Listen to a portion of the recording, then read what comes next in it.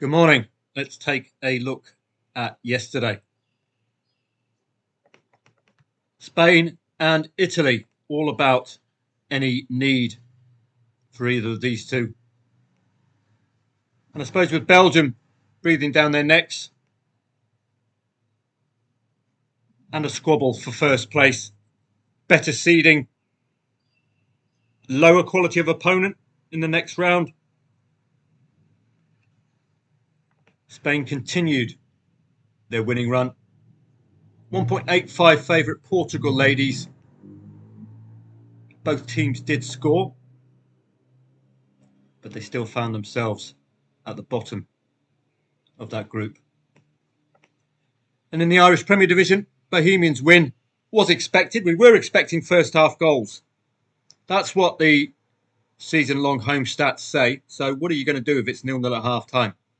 If we were expecting first half goals from Bows, we're going to be expecting second half goals, surely. And they came, 3 of them. So a simple lay the draw there.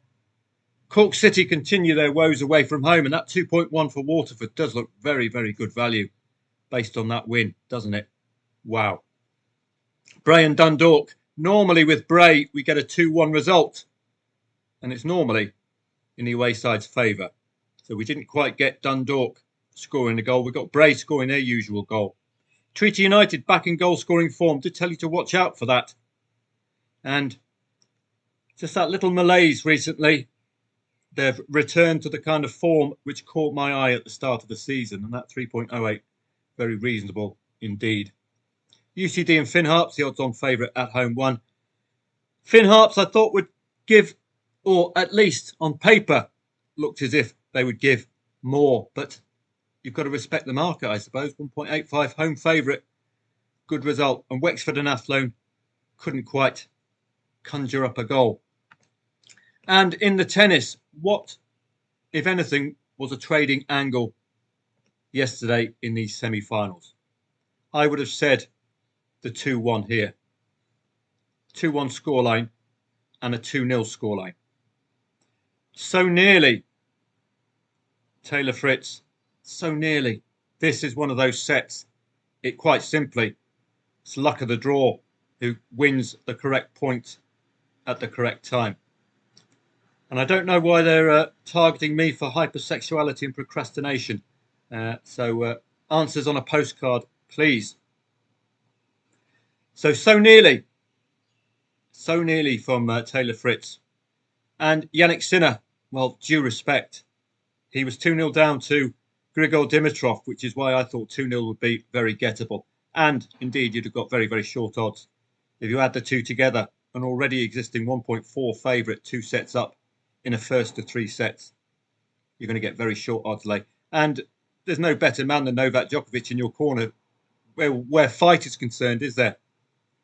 So unlucky yesterday, particularly the Taylor Fritz. This is going to the wire. This is 12 rounds in a 12-round boxing match. It's he gave you his all. That's all you can ask for as a trader. Looking on to today's football, and we continue with the Euros. So it's all about need, isn't it? Because we've had 1 or 2 dead rubbers because teams have had 2 positive opening results. Polish ladies and the Danish ladies. We can have a quick look at the odds first. So we've got a natural bias towards the Danish ladies. You can have a look at the FIFA World Rankings for ladies. That will give us a gauge as well. So we'll be looking at Poland and Denmark here. Just give you something to work off, won't it? Because on paper, you don't know what the strengths or weaknesses are. We'll go to UEFA. And we're looking at Poland, 27th. And Denmark, 12th. So now we know it's with the rankings and it's with the odds, the Danes. So we'll be expectant of them if they need to do anything. So let's bring their group up.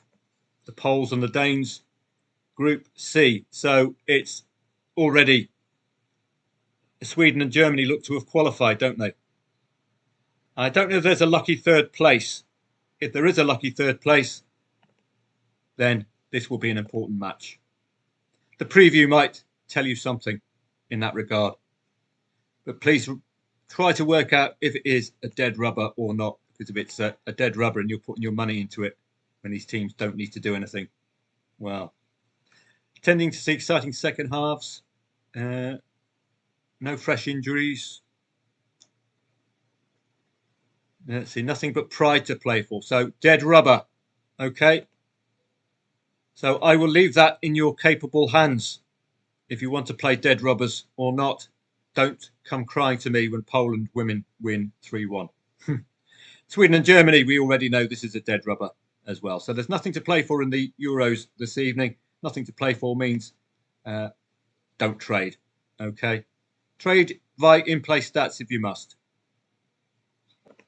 Off to Finland, and Jaro have been beaten fourth, 2-3 away, and they played the top three today. But problem with Jaro is the defeats against the top three tend to be 1-0s or 2-1s. Into Turku, my old pals, failing to score 2 matches ago or missing a penalty, costing me a few bob. They are strong favourite today, as you'd expect, but there's just that slight question mark regarding recent goal-scoring exploits for them.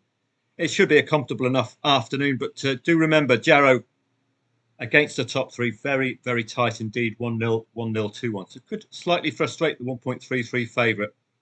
It's nudging on the door of expecting a goal before half-time from Inter Turku, and in an ideal world, 2 or 3 goals from them today. Let's have a look at the Irish Premier Division. Sligo against Derry, 1.67 away favourites, Derry. Derry are favoured on 4 out of 4 wins via the bottom 2. But watch out for Sligo. This is just a slight momentum thing with Sligo with 2 consecutive home wins. So watch out. Momentum can often change struggling teams. Talking of struggling teams in the Irish First Division, Kerry, who've been through a bit of a decent run of late, away at Longford today, 2.31 the favourite, should have you on the back foot already. Probably not a match the bookies want to focus on. Only 3 wins since the 4th of April for Longford, and the wheels falling off for Kerry. This is not Barcelona v Real Madrid. Extreme caution advised. Off to the Norwegian Elite Serie, and just be a little wary with Bodo Glimt. They're not the fellows we normally see.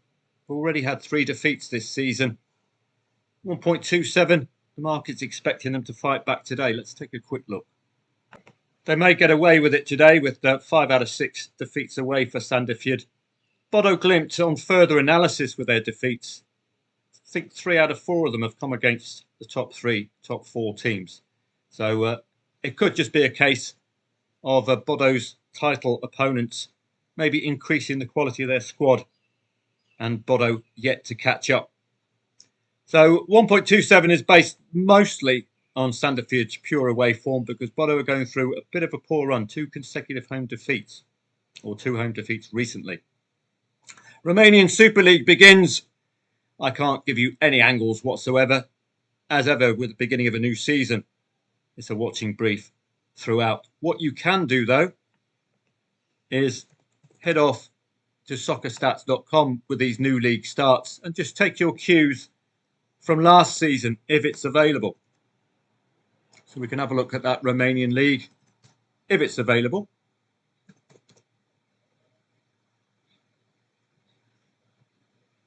Do have a look to see if there are any stats from last season. There don't seem to be. For Romania at least, there will be for the major leagues in England.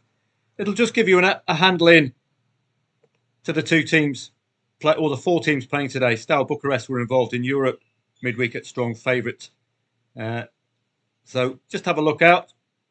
We can't see what happened last season at Soccer Stats, but in-play stats base this and take your cues from the market as well. We've got a home favourite. Scottish League Cup today.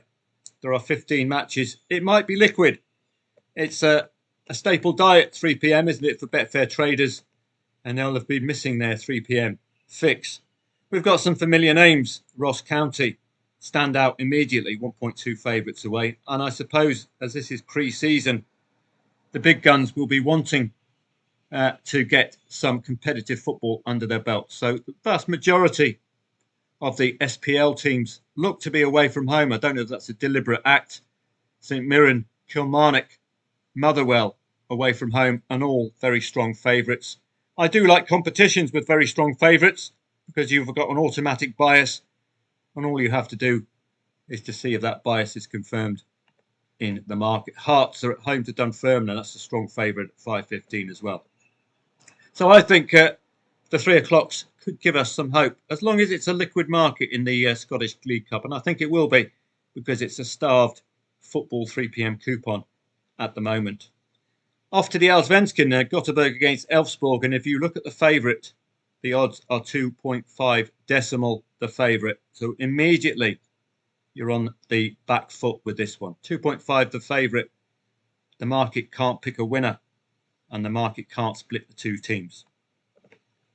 Gothenburg have not played the top 4. Elf have not played 6th to 10th. We have 2 gaps in form, and that, I would suggest, is the reason why we bet 2.5. There is no form lines or anything to gauge by. Malmo against Norrköping, 1.36 favourites. Malmo, an obvious bias there. Let's have a look at the seasonal form. 2+ goals normally scored by Malmo against 11th and lower. Norrköping struggling away at the moment. This is a fine opportunity for Malmo to put to bed a touch of draw-itis, shall we say. So it looks a good coupon today. I will be on hand for members of footballtradingprofits.com from 3 p.m. on Telegram. That will capture the Inter-Turku match, the Bodo Glimt match. And if there is any trading to be had in the Scottish League Cup, I will be on hand from 3 o'clock. What is a busy coupon with lots and lots of familiar names, lots of Scottish Premier League sides playing away from home in the Cup today, all very strong favourites, all pre-season, and I would expect competitive football. I wonder if the Scottish Cup tends to go the way of the English Cup matches, where the EPL teams at odds on do tend to deliver. We will see. I'll see members probably 3 o'clock onwards. The Gothenburg Elfsborg match at 2 p.m. does not look like a good trading vehicle. Have a great day.